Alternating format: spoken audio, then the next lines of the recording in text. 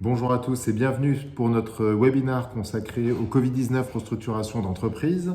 Le temps que tout le monde se connecte et prenne connaissance un petit peu des modalités de la plateforme Zoom. Alors certains d'entre vous connaissent pour nous suivre sur nos différentes visioconférences. Quelques propos introductifs. Alors on devait être beaucoup plus nombreux cet après-midi. Peut-être que certains participants ont eu quelques difficultés. Donc on va faire une session à effectif réduit, mais pour autant qualitative, je vous rassure.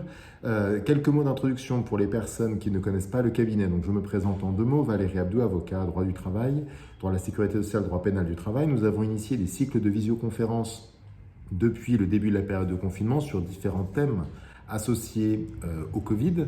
Nous avons commencé par les risques sociaux et de nature pénale. Nous avons ensuite abordé toute la partie RPS associée au confinement et à la reprise d'activité. Nous avons également abordé la partie des fraudes sociales par rapport à l'activité partielle.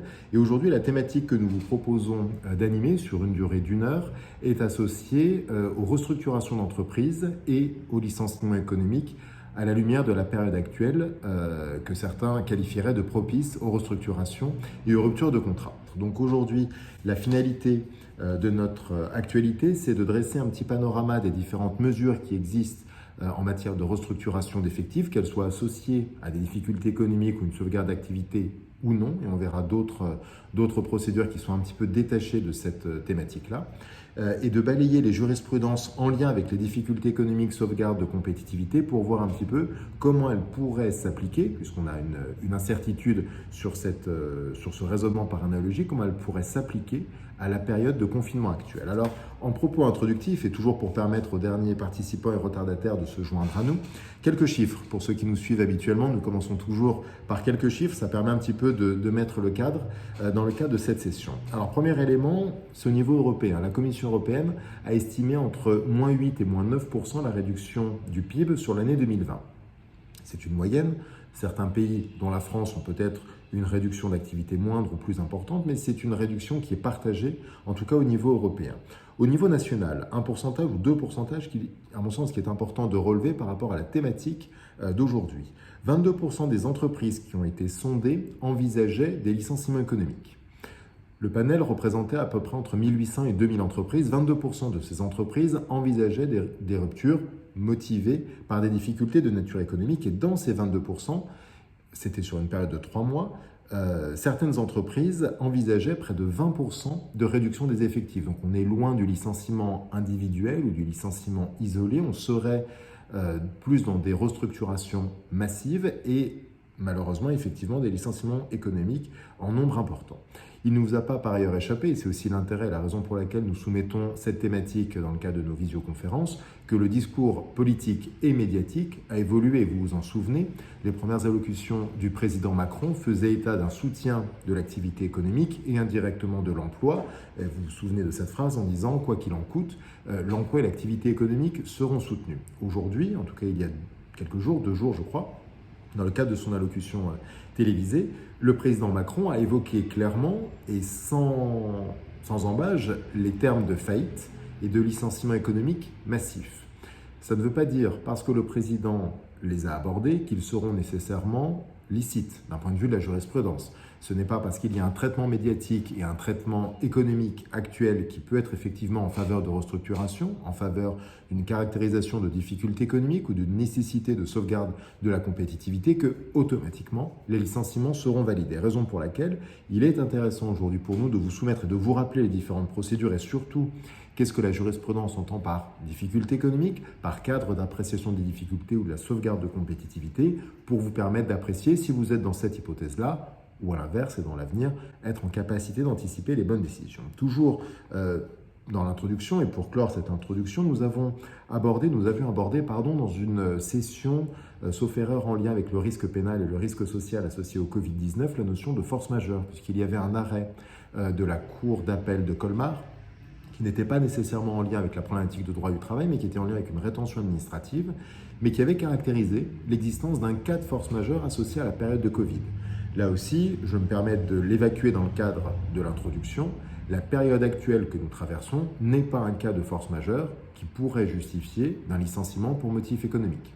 Le motif économique est un motif autonome qu'il appartient à l'employeur de démontrer par des éléments objectifs sur lesquels je vous propose de commencer. Alors, dans notre plan et dans notre présentation, volontairement, j'ai essayé de présenter, en tout cas je vais essayer de vous présenter les mesures de restructuration telles que nous les envisageons dans une certaine logique et dans une certaine dynamique pour essayer d'aborder dans un premier temps les accords de performance collective qui sont décorrélés d'un motif économique à proprement parler.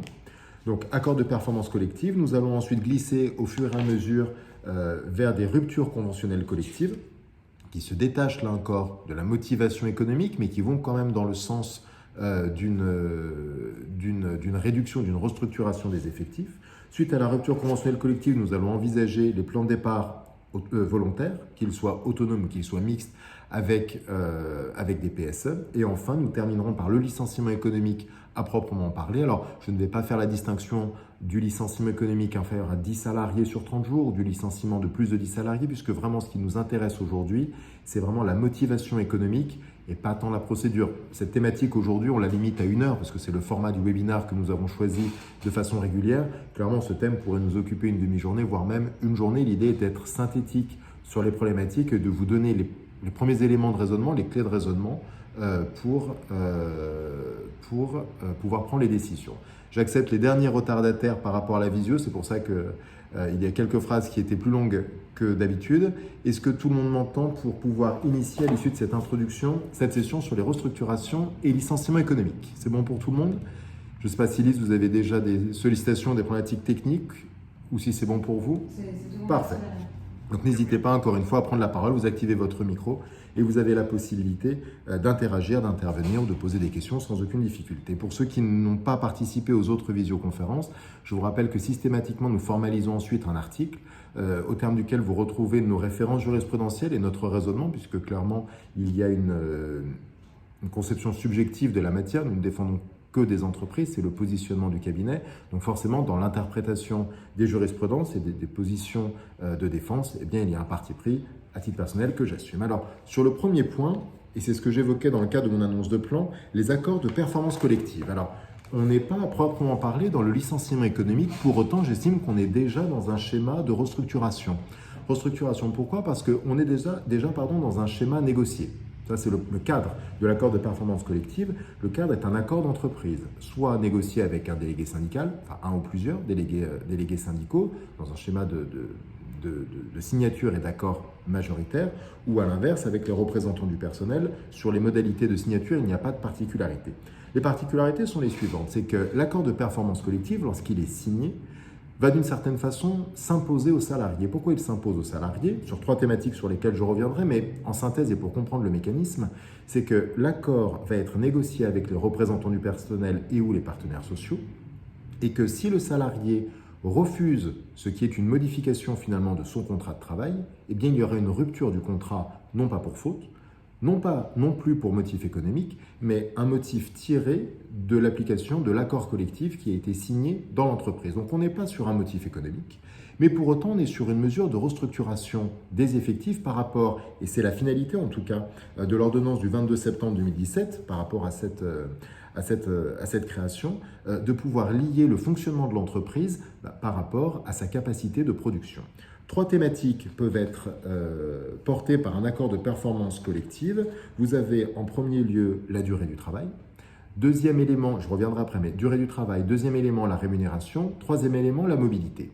3 éléments qui, pris de façon autonome, rentrent dans la sphère contractuelle. Donc tout le monde comprend qu'individuellement, on est dans un schéma de consentement échangé et d'accord du salarié, on va dire de façon classique, lorsque l'employeur veut modifier un de ces 3 éléments associés au contrat de travail. Il n'en demeure pas moins que lorsqu'il y a une négociation qui donne lieu à la signature d'un accord de performance collective, eh bien cet accord va s'imposer au salarié. Et que si le salarié refuse, eh bien son contrat sera rompu. Donc, premier élément que je rappellerai par rapport à ça, aménagement de la durée. La durée, on peut avoir soit une augmentation de la durée de travail, donc durée et rémunération, on est sur des thématiques équivalentes. On peut agir sur la durée et en parallèle agir sur la rémunération. D'une façon très simple, je peux augmenter la durée sans augmenter la rémunération, je peux baisser la rémunération sous réserve des minima sans pour autant baisser la durée de travail. Donc j'ai une adaptation, très simplement, des charges de production par rapport à un coût de revient. Ça, c'est le premier élément. Deuxième élément, par rapport à la mobilité professionnelle et ou géographique interne, eh bien, c'est l'attribution des ressources humaines, notamment sur des entités multisites, l'attribution des ressources humaines sur la localisation de la production à proprement parler. On peut parfaitement imaginer une entreprise avec différents sites de production. Un site de production où vous avez une surcharge d'activité par rapport à une spécificité technique, plutôt que de recruter, d'avoir une masse salariale qui va s'alourdir, alors que vous avez une inactivité sur un site, de proposer cette mobilité professionnelle et ou géographique pour ces salariés, à défaut de laquelle, eh bien, vous pouvez, dans un premier temps, licencier suite à ce refus les salariés. Et comme on n'est pas dans un schéma de motif économique, la notion de priorité de réembauchage ne vient pas s'appliquer, au même titre que ne vient pas s'appliquer la caractérisation d'un motif économique ou encore l'obligation de remplacement. Donc certes, on n'est pas dans une restructuration pour motif économique au sens du licenciement économique, mais il n'en demeure pas moins que le schéma autorisé par les accords de performance collective, pour moi, rentre dans les outils de restructuration qui peuvent, à mon sens, être utilisés au préalable dans le cadre de ce qui pourrait s'analyser comme des difficultés économiques, ou en tout cas comme une situation passagère. Alors aujourd'hui, par rapport à la période de Covid, ces accords, sous réserve d'un dialogue social, parce que ça reste quand même le cadre de l'organisation de cet accord de performance, sous réserve d'une négociation d'entreprise, cet accord pourrait permettre à certaines entreprises de passer cette crise économique et, le cas échéant, de ne pas licencier de salariés. Ou à l'inverse, si le salarié s'oppose à cette modification, de procéder à des licenciements et par la suite d'envisager, ou même concomitamment, d'envisager des recrutements. Ça, c'est le premier élément, accord de performance économique. Est-ce que sur ce point-là, il y a déjà des sollicitations, des problématiques particulières, éventuellement, que certains d'entre vous auraient pu rencontrer de par leur activité? Ou je continue? Alors, en deux mots et très rapidement, sur la session de ce matin, une question avait été posée. Nous avions fait une visioconférence sur les RPS, les risques psychosociaux, et nous avions abordé les ordonnances courant du mois de mars pour lesquelles nous attendions les décrets d'application et qui autorisaient les entreprises de certains secteurs d'activité à augmenter de façon relativement importante la durée quotidienne et hebdomadaire de travail. La question s'était posée de savoir est-ce qu'un employeur a intérêt à conclure un accord de performance collective ou, presque de façon unilatérale, de modifier la durée hebdomadaire ou quotidienne. Pour moi, l'avantage de l'accord de performance collective, c'est qu'il laisse la possibilité à l'employeur, en cas de refus du salarié, il laisse la possibilité à l'employeur de formaliser un licenciement. C'est-à-dire que le salarié dispose d'un délai d'1 mois, qu'à l'issue de ce délai d'1 mois, s'il y a un refus de d'acceptation des conditions de l'accord de performance collective, eh bien l'employeur dispose de 2 mois pour statuer sur le sort du contrat de travail du salarié et indirectement, si les difficultés perdurent, eh bien d'adapter sa masse salariale. Ça, c'est le premier élément relevé, accord de performance collective. Deuxième élément. Excusez-moi. Oui. Oui, Hugo Taillon. Monsieur Taillon, bonjour. Mon micro était coupé. Bonjour. J'avais une question concernant l'accord APC, donc la possibilité de déroger aux dispositions du contrat de travail, par exemple sur la durée du travail. Qu'en est-il si, imaginons, j'ai une disposition conventionnelle qui considère, pour X raisons, que la durée contractuelle maximale hebdomadaire, c'est de 40 heures, donc plus favorable que les dispositions légales. On est bien d'accord que les modifications contractuelles, les modifications que pourrait apporter l'accord APC doivent s'encadrer malgré tout dans les dispositions conventionnelles applicables. Alors effectivement, ça ne peut pas déroger aux dispositions conventionnelles. Effectivement, on est plus sur une dérogation contractuelle, mais le cadre conventionnel demeure. Effectivement. D'accord. Ça reste un cadre dans lequel ça reste un accord d'entreprise. Donc, sauf si vous dénoncez, j'exagère un petit peu, mais volontairement, je force le trait, sauf si vous dénoncez tous vos accords par rapport à une durée hebdomadaire ou mensuelle qui a été conclue, sinon cet accord reste applicable, effectivement. L'intérêt de l'accord de performance collective, c'est plus sur la relation individuelle employeur-salarié et par rapport aux dispositions qui sont prévues dans le contrat de travail. Ok, merci. N'hésitez pas, pour tout le monde, je vois que tout le monde a rejoint le groupe, n'hésitez pas nécessairement à m'interrompre. Deuxième élément, la rupture conventionnelle collective. Alors, oui, bonjour. J'ai juste une question sur le motif de rupture du contrat dans ce oui. cas. C'est tout simplement le refus d'appliquer l'accord de Alors, convention collective? ouais, effectivement, le refus, ce n'est pas une faute. Ça, c'est pas, on n'est pas sur le terrain du disciplinaire, mais on n'est pas non plus sur le terrain du motif économique pour autant, puisqu'il n'y a pas de motif économique qui postule à la conclusion de l'accord dérogatoire. Le motif, alors c'est le terme latin, c'est un motif sui generis qui trouve son application du seul fait de l'application de l'accord. Donc dans la lettre de licenciement, on va rappeler les dispositions de l'accord, on va rappeler la proposition, on va rappeler le refus du salarié, mais ce n'est pas le refus. Si par exemple on est dans cette situation-là et que nous avons un refus et que le licenciement est motivé uniquement par le refus, pour moi, l'employeur serait en tort, parce que ce n'est pas le refus à lui seul qui va caractériser la rupture, c'est en amont, c'est l'application de l'accord et l'absence d'acceptation par le salarié. C'est deux éléments, c'est l'accord d'une part et l'absence d'acceptation de la part du salarié. D'accord. Donc, Merci. dit autrement, le salarié a droit à ses indemnités de rupture puisqu'on n'est pas sur du disciplinaire. Ok. Alors, deuxième élément, sur la rupture conventionnelle collective. Là aussi, il nous a semblé intéressant dans l'organisation. Donc, premier élément qui est décorrélé de la motivation économique, mais qui est dans un cadre conventionnel, en ce sens que c'est un accord. Deuxième élément, on n'est pas toujours non plus dans le motif économique, mais on est toujours dans le cadre conventionnel. Et on se dirige un petit peu plus vers la partie restructuration à proprement parler. En deux mots, rupture conventionnelle collective, tout le monde connaît la rupture conventionnelle individuelle, ça, il n'y a pas trop de difficultés. Rupture conventionnelle collective, on est déjà dans le cadre d'un accord. Ça, c'est le premier point. Donc, on est sur un accord négocié avec les partenaires sociaux et représentants du personnel. Mais cet accord, à l'inverse des licenciements pour motif économique, n'a pas à être motivé par des difficultés économiques ou par un cadre économique. La vraie finalité, je retrouve un petit peu l'essence de l'accord de performance, c'est une adaptation par rapport à une activité et à une masse salariale.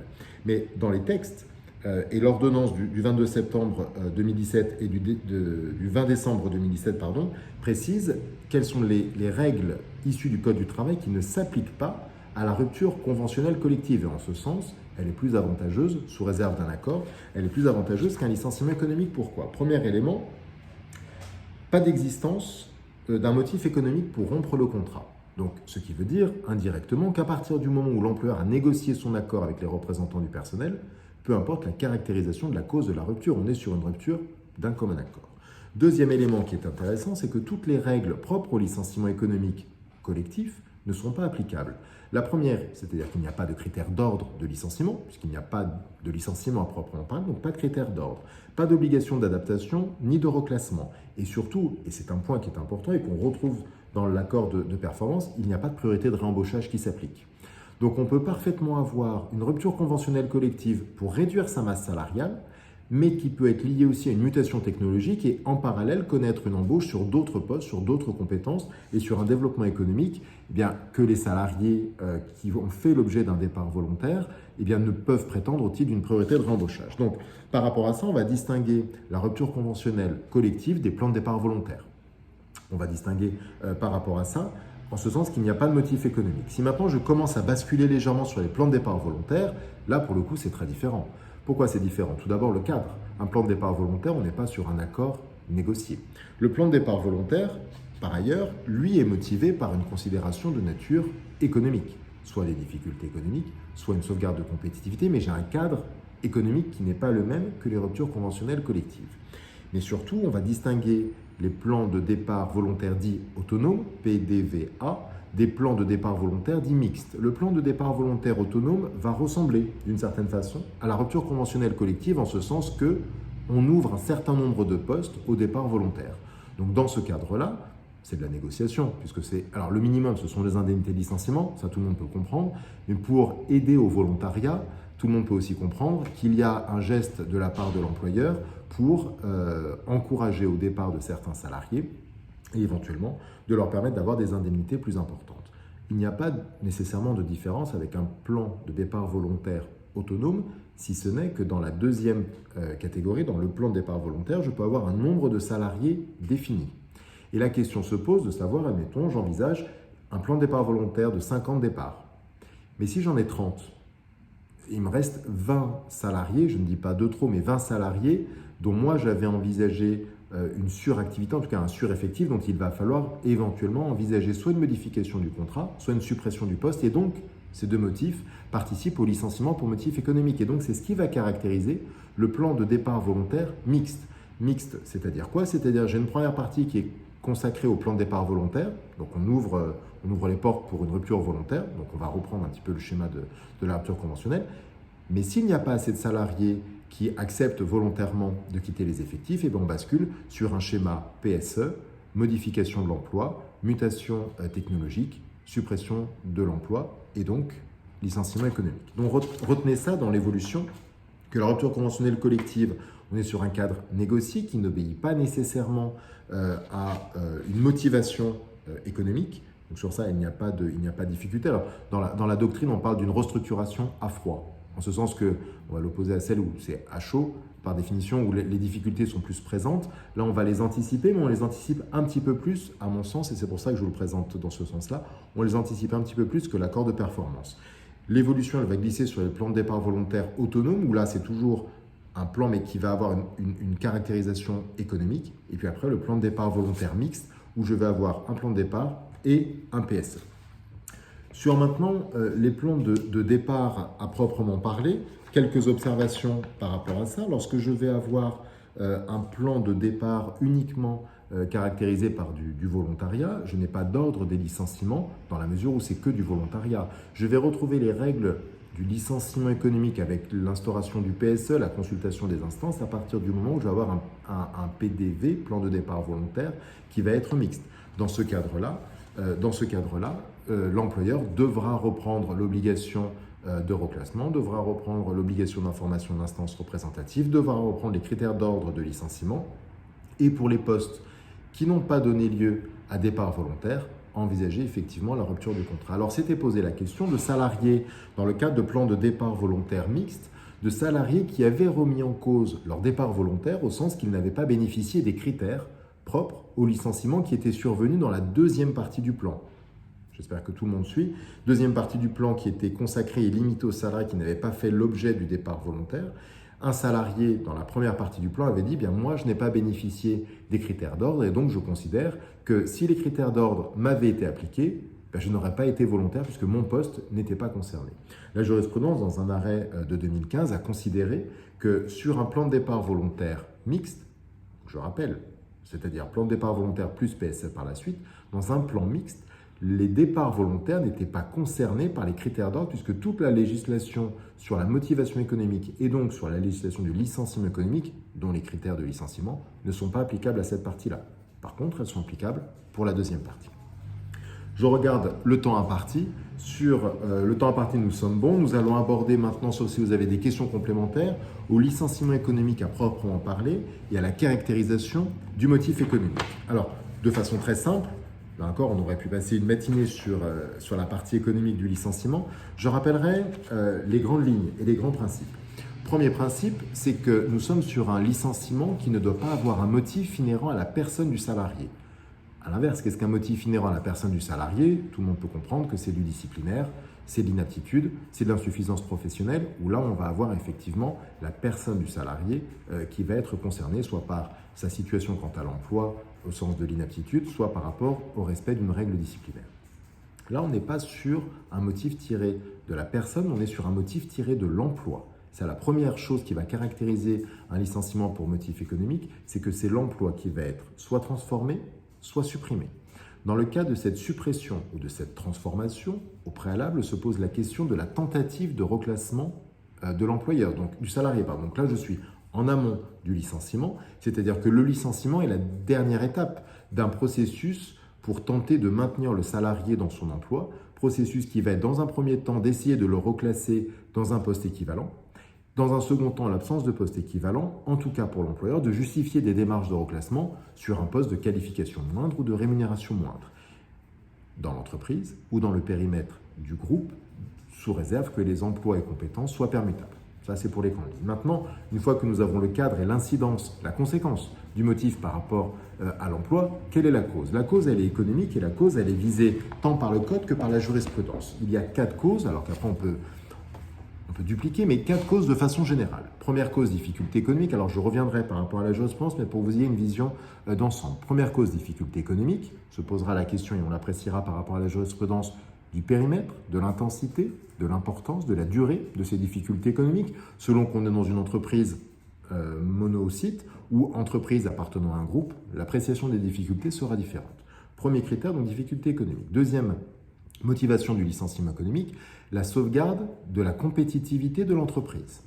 Dans le cadre d'une sauvegarde, l'employeur se positionne dans un temps antérieur à la réalité d'une difficulté économique. On est plus dans l'anticipation, ce qui aura donc pour conséquence, dans le cadre d'un contentieux, que l'employeur sera à même de démontrer l'appréciation du cadre concurrentiel dans lequel il se place, mais ce qui a aussi l'avantage, et j'y reviendrai, d'éviter que l'employeur s'excuse d'une certaine façon, dans le cadre d'un contentieux qui va arriver plusieurs mois, voire plusieurs années après, d'avoir sauvé son entreprise, voire d'avoir réalisé des bénéfices. Et c'est ce qu'on voit, petite parenthèse, mais c'est ce qu'on voit tout à chacun dans l'actualité médiatique, c'est qu'on peut avoir un petit raccourci ou un grand raccourci qui est fait entre une entreprise qui a licencié pour motif économique des salariés, qui pour autant connaît une activité croissante, voire dégage des bénéfices, voire verse des dividendes, mais il est une chose de dire on licencie pour motif économique pour sauvegarder la compétitivité. Sous-entendu, à date, il n'y a pas de difficulté avérée. Donc, s'il n'y a pas de difficulté avérée, je peux parfaitement, dans 6 mois, dans un an, être une entreprise rentable, comme je l'étais au temps présent. D'une situation différente où j'ai des difficultés économiques au présent et la restructuration et la rupture de contrat pour motif économique est une réelle nécessité quant à la sauvegarde et la pérennité de l'entreprise. Donc 2 motifs, difficulté économique, sauvegarde de compétitivité. 3e motif, cessation d'activité de l'entreprise. Alors quand c'est une entreprise monosite, on va dire qu'il n'y a pas trop de difficultés. La question se pose lorsque j'ai une situation de co-emploi, lorsque j'ai une entreprise qui appartient à un groupe avec une permutation des emplois et des compétences. La question se pose lorsque j'ai une décision de fermeture d'une entreprise qui est prise par une holding ou par une société ascendante, et donc d'une certaine façon dans le cas d'une restructuration plus économique que sociale. Donc nous verrons ce point-là. Et dernier élément, effectivement, sur les mutations technologiques qui peut caractériser, là également, un motif de licenciement économique. Alors, par rapport aux éléments associés à la période actuelle, parce qu'on va quand même se concentrer sur la période économique que nous traversons et qui est historique, on va se concentrer, en tout cas dans ma présentation, et par rapport au temps imparti encore une fois, je vais me concentrer sur 2 éléments, sur 2 motifs économiques. Le premier, les difficultés économiques. Second motif, le motif tiré de la nécessaire sauvegarde de compétitivité de l'entreprise. Pourquoi ? Mutation technologique, je ne pense pas que ce soit nécessairement d'actualité. Alors, il y aura toujours des questions et des problématiques sur une mutation technologique, mais je ne pense pas que ce soit à l'aune de l'actualité aujourd'hui. Quant à la cessation d'activité, malheureusement, ce sera peut-être sur une autre de nos sessions, parce que là, ce sera un régime autonome, et de savoir effectivement sur une cessation à proprement parler, on va distinguer la cessation qui donne lieu à liquidation judiciaire de la cessation qui donne lieu à reprise de l'actif et le cas échéant du passif par une société mère, le cas échéant en France ou à l'étranger. Donc c'est une problématique distincte, et là aujourd'hui, si cela vous convient, on va se concentrer sur la notion de difficulté économique et sauvegarde de compétitivité. Au préalable, et avant d'aborder la jurisprudence, enfin c'est déjà de la jurisprudence, mais avant d'aborder les cadres courts, je porte à votre connaissance une jurisprudence, que vous retrouverez dans notre publication, jurisprudence du 4 mai 2017. 4 mai 2017, au visa de laquelle, et c'est une question qui était importante, est-ce que le juge, est-ce que le magistrat, la chambre sociale en l'occurrence, peut s'immiscer dans le pouvoir de direction de l'employeur pour savoir si l'employeur aurait dû, autrement qu'un licenciement économique, prendre une mesure alternative à la rupture du contrat de travail. Dans cette jurisprudence donc, du 4 mai 2017, la Cour de cassation précise clairement que l'office du juge est d'apprécier la validité du licenciement. Quand je dis validité, c'est le motif du licenciement. Donc, on reprend les caractéristiques du motif économique du licenciement. Petit 1, une incidence sur l'emploi en termes de suppression et de modification de l'emploi et des compétences. Petit 2, une motivation économique. Je ne reprendrai pas les 4 thématiques, mais c'est ça que le juge doit vérifier. Donc le juge n'a pas à chercher s'il y avait une autre alternative possible à la rupture du contrat. Ça, c'est le cadre de cette jurisprudence. Le bémol que moi, je mets à cette jurisprudence, c'est que indirectement, le juge peut vérifier, non pas par rapport aux alternatives, mais par rapport aux efforts que l'employeur a fait avant de rompre le contrat. Pourquoi ? Je l'ai évoqué tout à l'heure, avant de procéder au licenciement pour motif économique, l'employeur doit justifier des efforts d'adaptation et surtout de reclassement, des tentatives de reclassement du salarié sur un poste équivalent ou sur un poste, le cas échéant, de qualification moindre. Dans ce cadre-là, la doctrine et la jurisprudence a considéré que le juge était également juge de la gestion prévisionnelle des emplois et des compétences. Quand vous avez un salarié, 10 ans, 15 ans, 20 ans d'ancienneté qui n'a pas suivi une seule formation, son niveau d'employabilité, son niveau d'adaptation est relativement faible, pour ne pas dire néant. Donc, la capacité et l'efficience du reclassement, lorsqu'il est impossible, d'une certaine façon, est opposé ou est opposable à l'employeur. Et c'est dans ce cadre-là où l'employeur, pour défaut d'une formation, sera reconnu comme fautif dans le cadre de son obligation de reclassement et que le manquement à cette obligation de reclassement aura des conséquences sur le licenciement sans cause réelle et sérieuse. Donc le juge ne va pas dire à l'employeur « Vous, employeur, vous aurez dû faire autre chose que licencier votre salarié ». Ça ne rentre pas dans ses prérogatives. Par contre, il pourra remettre en cause l'efficience des recherches de reclassement et donc directement le motif et la justification du motif économique du licenciement. Donc retenez cette jurisprudence du 4 mai 2017. Maintenant, sur la motivation à proprement parler. Alors, on va reprendre par rapport au plan que je vous ai proposé pour caractériser la notion de difficulté économique. Alors, quelques jurisprudences que vous retrouverez par ailleurs dans notre publication. Premier élément, une jurisprudence Cour d'appel de Paris de 2012. Au terme de cette jurisprudence, la Cour d'appel de Paris a considéré que ce n'était pas un motif économique de licenciement lorsque vous aviez une entreprise qui était confrontée à la baisse de moitié de son chiffre d'affaires après une grève de près de 6 semaines. C'était une agence de voyage, grève de 6 semaines. Alors, je ne sais plus si c'était grève par rapport au personnel de l'aviation ou à un autre prestataire, mais une grève de 6 semaines qui entraîne la perte de moitié du chiffre d'affaires de l'entreprise. Ça, c'est une donnée objective et factuelle. Par contre, la Cour d'appel a retenu une autre donnée ou d'autres données objectives et factuelles qui étaient présentées par les salariés. Premier élément, la société avait fait des bénéfices à l'issue de l'année. Deuxième élément, et je pense que c'est ce qui a été caractéristique, en tout cas qui a été retenu, la société en question avait obtenu une subvention européenne, entre guillemets, accordée aux entreprises justifiant d'une bonne santé financière. Il était difficile pour la société d'invoquer d'un côté une baisse de chiffre d'affaires lorsque de l'autre côté, d'un point de vue financier, donc on compare des éléments et des données financières, vous aviez d'une part un résultat qui a été positif et d'autre part une aide qui a été accordée dans le cadre des critères aux entreprises dites en bonne santé. Au visa de cette jurisprudence, la Cour d'appel de Paris a considéré qu'il n'y avait pas de difficulté économique. Autre élément, Cour de cassation, Chambre sociale du 23 octobre 2014. Au visa de cette jurisprudence, de cette décision, la Chambre sociale a considéré qu'il y avait une motivation économique. Je l'oppose volontairement à la première décision que j'ai citée. Pourquoi ? Parce que là, dans cette jurisprudence, vous aviez plusieurs éléments factuels qui sont intéressants et qui sont intéressants d'étudier à la lumière de la période actuelle que nous traversons. Éléments qui ont été pris en compte, c'est l'importance et la persistance de la chute du chiffre d'affaires, d'une part, et du résultat net sur plusieurs exercices comptables, d'autre part. Deux éléments, quantité et qualité, l'importance et la persistance du chiffre d'affaires. Ça, c'est un élément qui me semble intéressant et qui caractérise les difficultés économiques. Vous savez, par rapport au Code du travail, vous avez une précision quant à la durée de la difficulté économique selon l'effectif de l'entreprise en fonction d'un certain nombre de trimestres. Un trimestre, 3 trimestres, ainsi de suite. Pour autant, le Code du travail ne nous donne pas d'autres informations quant à l'importance de la perte du chiffre d'affaires. Dans cette jurisprudence, l'importance a été caractérisée d'une part par la réduction drastique des concours bancaires, donc les banques n'ont plus suivi en termes de prêts, ce qui impliquait indirectement un risque d'insolvabilité de l'entreprise, et c'est un petit peu le cercle vicieux, mais en tout cas, ce qui a permis à la jurisprudence, à la Cour, de considérer que l'importance des difficultés était à date certaine, et elle est même à l'avenir s'aggraver. Deuxième élément, prise de mesures draconiennes pour réduire les charges d'exploitation et assurer la pérennité de l'entreprise, rendant nécessaire la suppression d'emplois.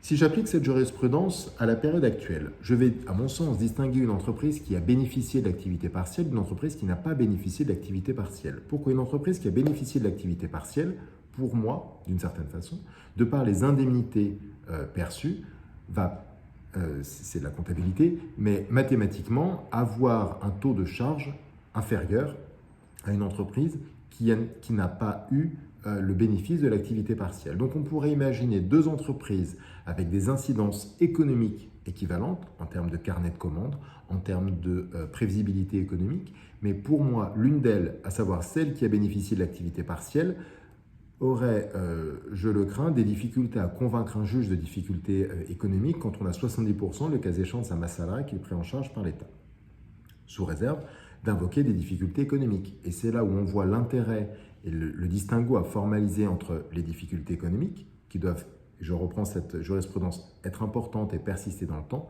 une sauvegarde de compétitivité, qui pour moi n'exclut pas, mais je reviendrai, d'avoir à date et au présent le bénéfice de l'activité partielle, mais n'exclut pas une réduction de l'effectif avec des licenciements économiques dans un schéma de perspective et d'analyse concurrentielle. Toujours sur les difficultés économiques, un élément qui est intéressant, c'est une jurisprudence de 2011, Chambre sociale, 1er février 2011. Pourquoi cette jurisprudence est intéressante? Parce que dans sa décision, la Cour de cassation a caractérisé le motif économique, certes par rapport à des données financières, équivalentes à celles que j'ai pu aborder dans les autres décisions, mais surtout a considéré comme étant objective l'appréciation d'un tiers. Et le tiers, en l'occurrence, c'était l'expert comptable de l'entreprise. Je cite, « L'expert comptable ayant lui-même souligné la nécessité de réduire les charges de l'entreprise pour en assurer la pérennité. » Tout le monde comprend bien que l'expert comptable est un prestataire de l'entreprise.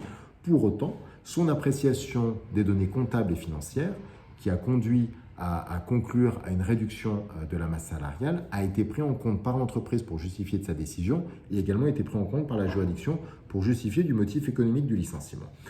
Voilà quelques jurisprudences sur la baisse du chiffre d'affaires. Si maintenant on bascule sur une donnée comptable différente, à savoir le bénéfice. Là, j'ai rarement trouvé des jurisprudences et pour le coup, les 5 ou 6 jurisprudences que j'ai trouvées sont quand même très sévères pour les entreprises. La baisse de bénéfices, de façon très synthétique, la baisse des bénéfices n'est pas, c'est très simple, une difficulté économique. Jurisprudence qui est constante, je prendrai la jurisprudence du 16 avril 2015. Le résultat de l'entreprise a fluctué pendant 3 années consécutives, mais resté bénéficiaire. La seule réalisation de bénéfices moindres l'année précédant le licenciement est insuffisant pour justifier les difficultés économiques alléguées. Donc le schéma est relativement simple. La notion de difficulté économique doit clairement remettre en cause la pérennité de l'entreprise. Pour la jurisprudence, bénéfice est contraire à la notion de pérennité.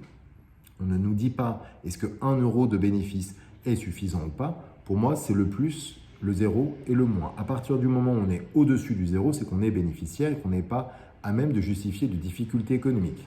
Pour autant, et c'est ma transition avec la deuxième partie, sur la sauvegarde de compétitivité, on peut parfaitement être bénéficiaire, sous toute réserve et de façon raisonnable, mais pour autant être en danger quant à la sauvegarde de sa compétitivité. Donc le motif économique qu'on va avancer, selon qu'il s'agisse de difficultés économiques ou de sauvegarde de compétitivité, doit être pris avec toutes les précautions puisqu'on peut parfaitement envisager un licenciement pour motif économique bien qu'étant bénéficiaire, à la condition qu'on invoque une sauvegarde de compétitivité et non pas des difficultés économiques.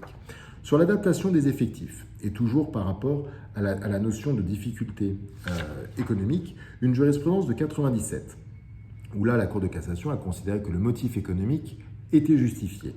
Dans ce cadre-là, il y avait une réorganisation de l'entreprise destinée à adapter les effectifs par rapport à la charge de travail. Donc là, j'ai une difficulté économique qui est établie sur la base de la productivité, sur la base d'un ratio charge de travail possible, charge de travail réelle, et donc d'une adaptation de l'effectif par rapport à la productivité. Dans ce cadre-là, la difficulté économique, elle est caractérisée par la différence entre le coût de revient théorique et le coût de revient réel justifié par l'excédent de masse salariale. Dans le cadre de cette décision, le motif de recours était la sauvegarde de compétitivité. Pour moi, je considère que si on était sur la difficulté économique, la jurisprudence n'aurait pas été rendue en faveur de l'entreprise. Sur la notion, cette fois-ci, toujours de sauvegarde de compétitivité, sur la notion de baisse de charge. Dans cette jurisprudence du 12 juin 2001, l'employeur a été débouté de son licenciement au motif que la nécessité d'assurer la sauvegarde de la compétitivité du secteur d'activité ne résulte que de la seule volonté de réduire les frais fixes sur un site de travail. L'argumentation qui avait été développée par l'employeur, c'est qu'il avait des salariés affectés sur des postes de travail, il avait licencié ses salariés par rapport à une sauvegarde de compétitivité, il avait embauché l'équivalent en nombre de salariés, mais pas en nombre de montants de masse salariale. Dit autrement, il a sorti des salaires élevés qu'il a remplacés par des salaires moindres.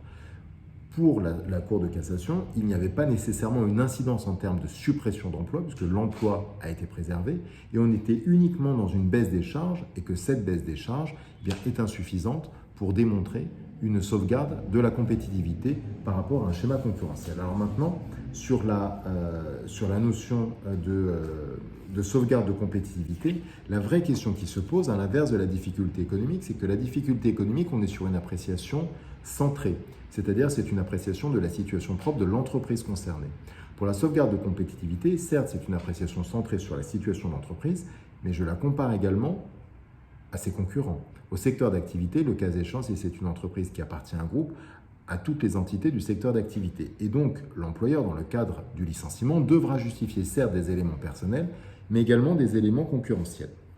Exemple, vous avez une jurisprudence qui a été rendue le 11 octobre 2005 qui considère que les licenciements ne sont pas fondés, au motif que si la diminution des encaissements de l'entreprise résultant d'adhésions nouvelles peut être considérée comme préoccupante, donc là j'ai quand même un élément objectif et économique qui pourrait être en faveur de l'employeur.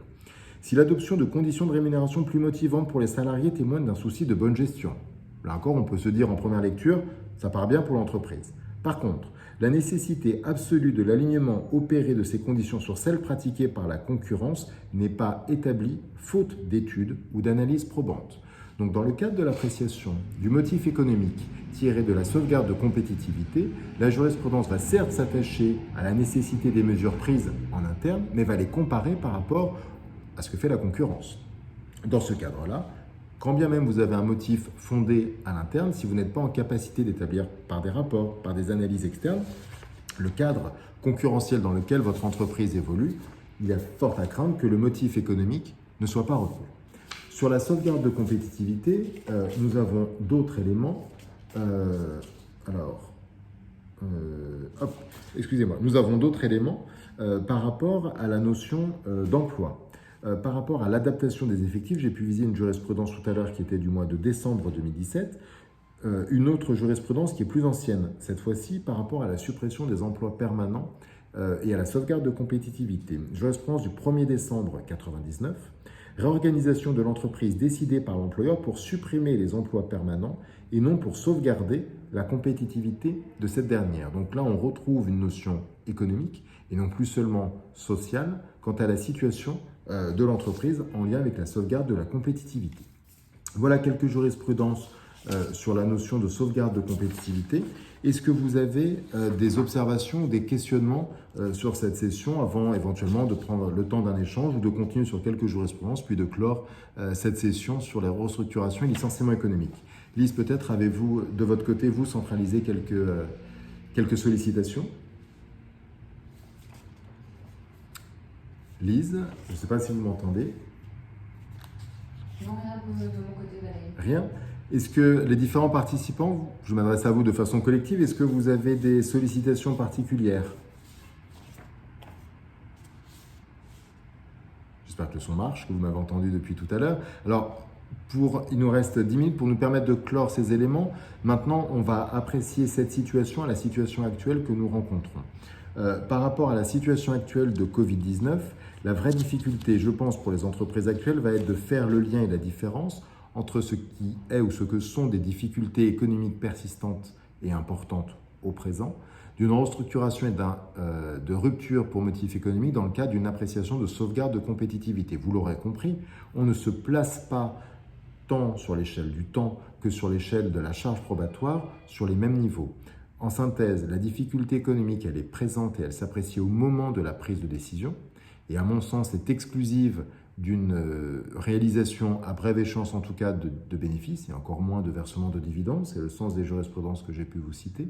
À l'inverse, la réorganisation pour sauvegarde de la compétitivité de l'entreprise ne se limite pas non plus à la seule situation propre de l'entreprise et doit s'analyser dans un cadre concurrentiel. Alors aujourd'hui, il est peut-être une réalité de dire que toutes les entreprises de tout secteur d'activité sont concernées peut-être par une réduction de leur activité, mais cette réduction, elle doit être malgré tout intégrée comme portant atteinte à la pérennité de l'entreprise. Et c'est le sens des jurisprudences. Une baisse du chiffre d'affaires n'est pas un motif ni de difficulté économique, peut-être de sauvegarde de compétitivité, sous réserve là encore de rapporter la preuve que c'est réellement, à brève ou moyenne échéance, la pérennité de l'entreprise qui sera mise en cause. Raison pour laquelle, et c'est pour ça qu'on a dressé ce panorama, le licenciement doit être abordé et envisagé comme la dernière possibilité, la dernière hypothèse. Pour moi, je considère, c'est mon analyse, mais que dans l'ordonnancement des différentes mesures, l'employeur dispose en premier lieu de la possibilité d'avoir recours à l'activité partielle. Si l'activité partielle, dans le cadre des restrictions en tout cas, qui ont été levées quant à l'adhésion au dispositif, aujourd'hui c'est peut-être plus compliqué d'avoir recours à l'activité partielle, vous avez l'accord de performance collective qui peut être envisagé, qui permet dans un relativement temps restreint de restructurer et de réduire la masse salariale de l'entreprise, ce qui participerait, le cas échéant, à préparer éventuellement un plan de départ volontaire. Et si vous avez encore des salariés ou une restructuration à envisager, bien de limiter, et c'est l'intérêt aussi quant aux procédures à respecter, moins de 10 salariés, c'est toujours plus facile que plus de 10 salariés sur 30 jours, à envisager une caractérisation d'un motif économique au vu de tout ce que l'employeur a fait. Je pense que dans un débat judiciaire, on va certes apprécier des difficultés économiques au présent, on va certes apprécier une sauvegarde de compétitivité pour l'avenir, mais on va surtout regarder ce que l'employeur a fait auparavant.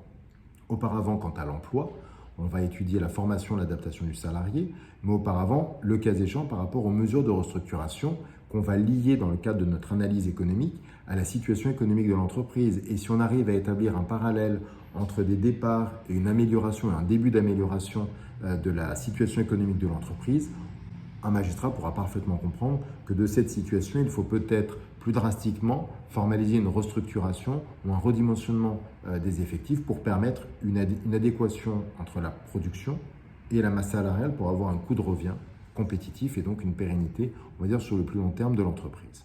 Voilà, dans le cadre de cette session Covid-19, restructuration, licenciement économique, les observations que je souhaitais partager avec vous. Il nous reste quelques instants avant de respecter l'échéance impartie d'1 heure. Est-ce que vous avez des sollicitations particulières, sachant que vous pourrez retrouver toutes les jurisprudences que j'ai pu citer dans notre publication qui sera émise normalement semaine prochaine.